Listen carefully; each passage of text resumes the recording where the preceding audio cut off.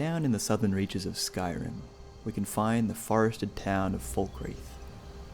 A melancholic place, tucked away from the world, an obsession with death permeating its populace. Welcome to Oddities. Here we take a close look at some of my favourite details, moments and minutiae in games. So grab yourself a tea or a coffee and sit back as we explore together. Falkreath is strange, being one of the province's capitals, yet about the size of a small village in typical Skyrim fashion. But there is a nice trade in that now we can find it packed with details about the daily lives of its citizens.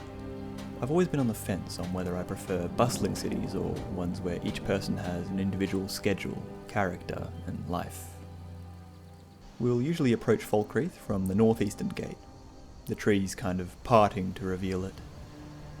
Already we can see it's a bit more developed than the typical village, with these large defensive walls. Interestingly, there's no gate, just an archway.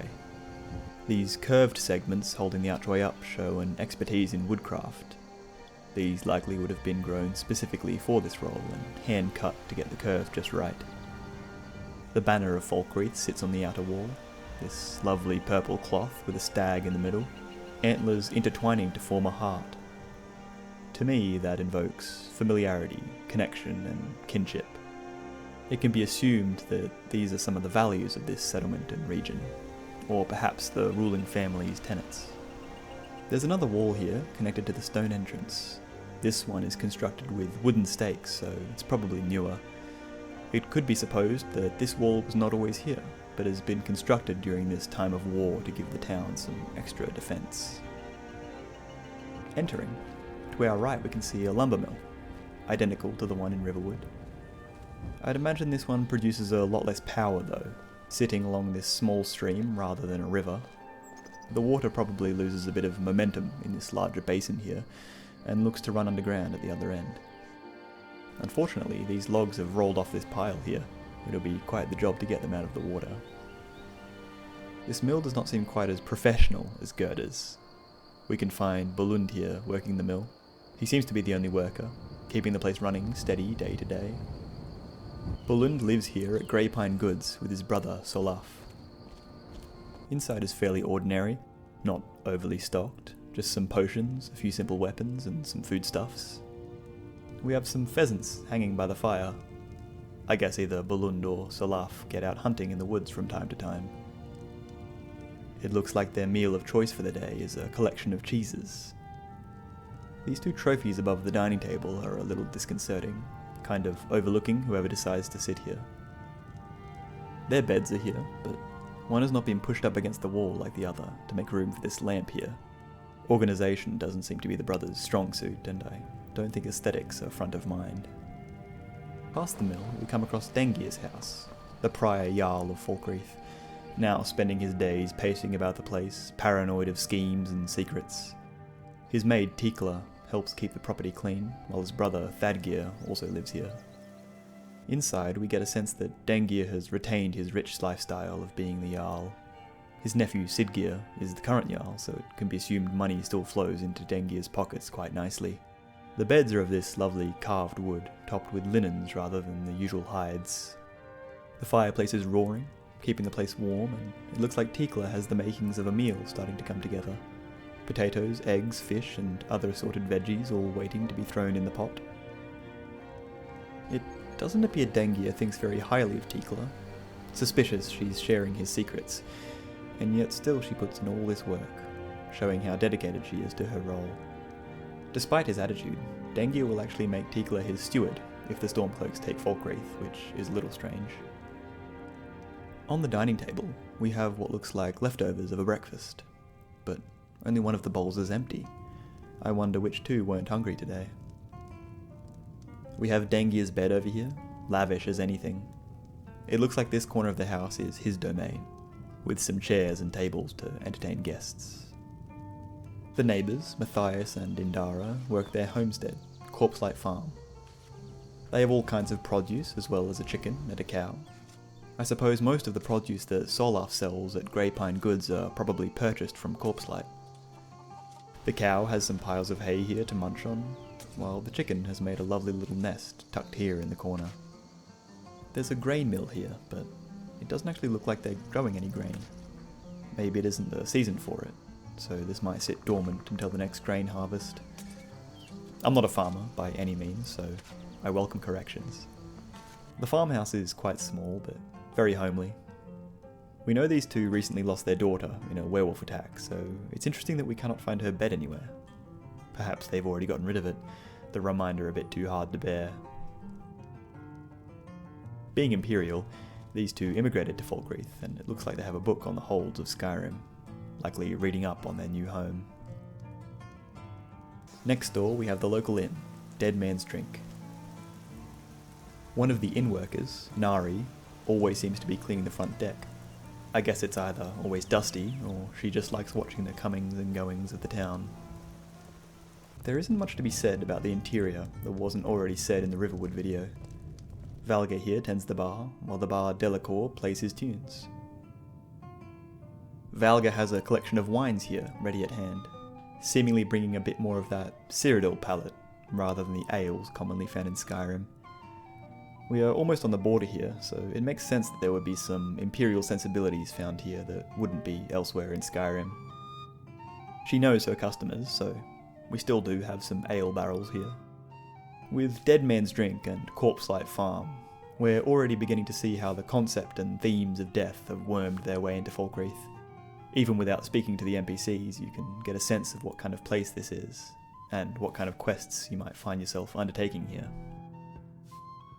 And behind the inn, we see where this obsession with death comes from. The famous Falkreath Graveyard. Countless ancient headstones rise from the ground here, a forest of stone themselves. The years have overrun them with cracks and lichen, yet you can still feel that sense of reverence. A layer of mist runs over them, giving that classic Gothic feel. Apparently the town was built around the graveyard, and it's become somewhat of a tourist attraction for the morbidly curious. We can find Kust here, a worker at the Hall of the Dead, tending to the graves. We can often see him standing in silent reflection, perhaps offering prayers or words of kindness to the dead. Behind the Hall of the Dead we can find these gravestones here, more so obelisks than headstones, with the graves being cairns instead of dirt. Maybe someone versed in the lore can explain why these graves are different. Perhaps they are the Yarl's family, denoting them as the rulers of Falkreath, so they earned these more intricate graves. We have the Hall of the Dead itself, the entryway flanked by 2 shrines of Arcade, good for getting rid of our debuffs. It's a pretty quaint hall, more of a living quarters for Kust and Runil, the priest here. There is another shrine of Arcade here with a stool looking upon it. I'm sure the people of Falkreath frequent here to reflect on their past loved ones. Despite the fame of the graveyard, Runil and Kust seem to be only just making do with their hall, their candles topped on barrels here. Perhaps they refuse most donations, happy to ply their faith for the sake of their belief rather than any potential monetary gain. Through dialogue and some journal reading, we understand that Runil has some deep regrets about his days soldiering for the Old Merry Dominion. Perhaps this is his form of penance, trying to atone for his actions through service to Arcade. Sometimes he ruminates on the number of graves in Falkreath never decreasing, but why would it? Next up we come across Lod the Blacksmith. From the looks of things it seems like Lod does a lot more leather work, preparing these hides here and filling this trough with straps ready to be fitted. His house itself is actually quite sparse, not much in the way of leisure. We can assume Lod puts his life into his work, though he has had time to hunt these rabbits here. Speaking to Lod, we can find that he's actually quite observant and well-spoken. I'm sure he sees a lot, being right here next to the Yarl's Longhouse. Speaking of, the Longhouse towers over the rest of the town, this triple-layered roof peering around, letting everyone who enters the town know who's in charge. Guards patrol this place constantly, keeping their Yarl safe and secure. Inside, our eyes are drawn forward to the throne of Falkreath. Trophies of stags flanking the hall, with 3 skulls around the throne itself, the banner of Falkreath front and centre. Sidgeir sits here, his court quite empty, There's a rug on the ground before him, letting any who seek an audience know exactly where to stand. A fire pit burns in the centre of the hall, almost down to its embers. To the right we have Sidgir's room, countless trophies and treasures lining the walls. With this small step, I can imagine one tripping in the middle of the night. Maybe that's why these rugs surround the incline. To the left we have a bit of a war room. A map sitting upon the table, keeping tabs on the tide of war. The Empire controls Falkreath, so Legate Skulnar here stands representing them, his mind on defending against the Stormcloaks. There does seem to be a bit of pro-Stormcloak sentiment in the town, so I'm sure he has his hands full on the front of battle and on the front of civil unrest. Weapons line the walls here, probably to help train the forces of Falkreath against these dummies here. Health and stamina potions about the place should someone get injured, and ale, of course. Upstairs and to the right we have the room of Helvard, the Yarl's personal guard. It almost feels like they've posted him up in a storage cupboard, with food, spare mugs, and sacks of flour and the like. Helvard doesn't seem to mind though. Upstairs and to the left we have the chambers of the steward, Nenya. It seems like she has a bit of arcane ability, with this enchanting table sitting here, as well as some soul stones. An axe sits next to her bed. Nenya seems prepared for an attack to occur at any moment. There's some money strewn about. I wonder if this belongs to her, or if it's a part of Falkreath's finances that she's sorting through. We have two buildings to the side of the Longhouse here.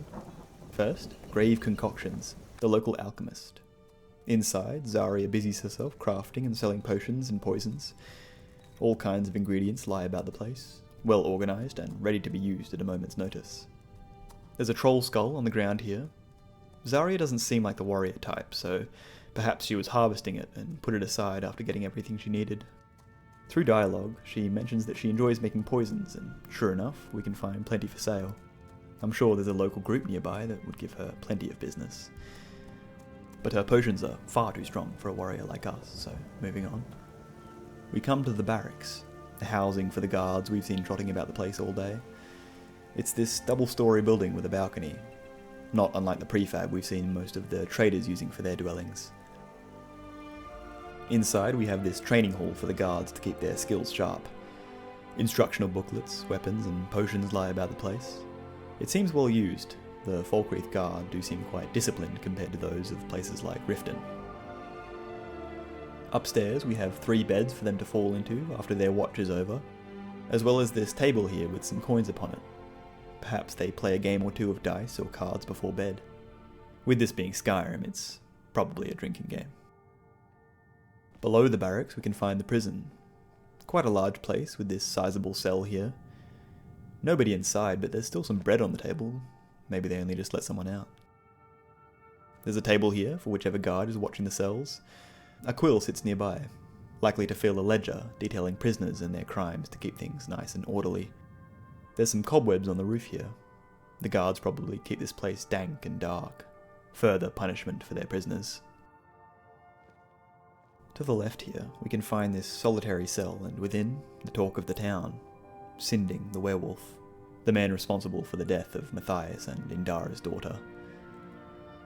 It's hard to say if this was designed to be a cell. It looks like a retrofitted well, but either way, having this constant freezing water at your feet is a next level form of cruelty, likely saved for the worst of Falkreath's criminals. Do you think Sinding deserves this punishment? He seems pretty remorseful, but I'll leave you guys to discuss. Citizen.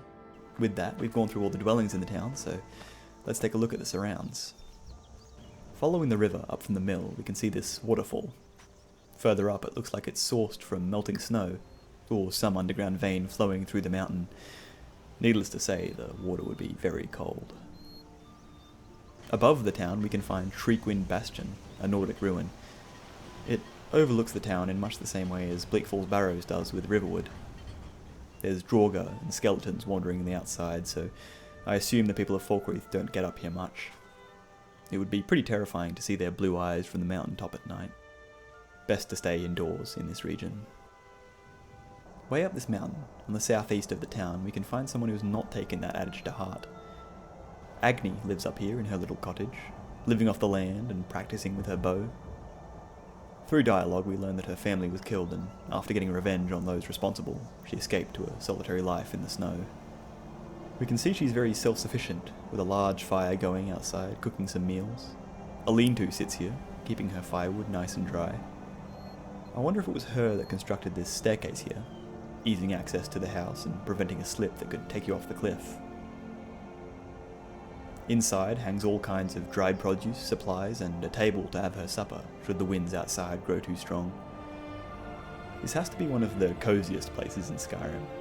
It really feeds into that desire to just escape from the world and into the wild, living as our ancestors did. Though, you can imagine it could get quite lonely. Agni here doesn't seem to mind though.